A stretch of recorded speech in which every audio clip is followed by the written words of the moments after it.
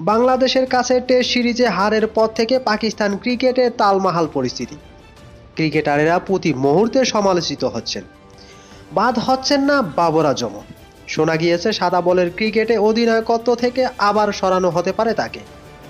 এদিকে বাবরকে বিয়ে করার পরামর্শ দিয়েছেন প্রাক্তন ক্রিকেটার বাশিদ আলী।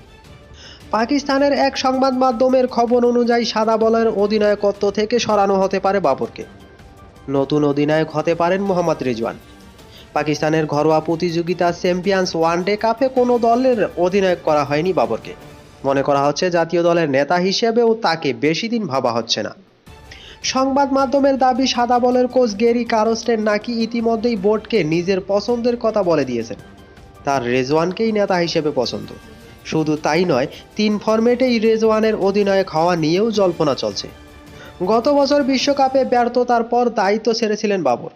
শাহিন আফ্রিদির আমলে পাকিস্তান এতই খারাপ খেলে যে বাবরকে গত 31শে মার্চ নেতা হিসেবে ফিরিয়ে আনা হয়।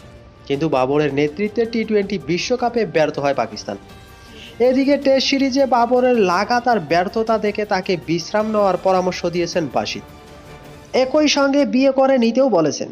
বাশিদের কথায়, বাবরের উচিত বাবা মায়ের সঙ্গে কথা বলে বিয়ে করে নেওয়া। তাহলে সম্পূর্ণ অন্য একজন মানুষকে দেখা যাবে।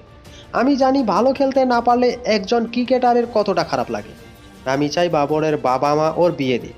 বড় ভাই হিসেবে ওকে পরামর্শ দিচ্ছি।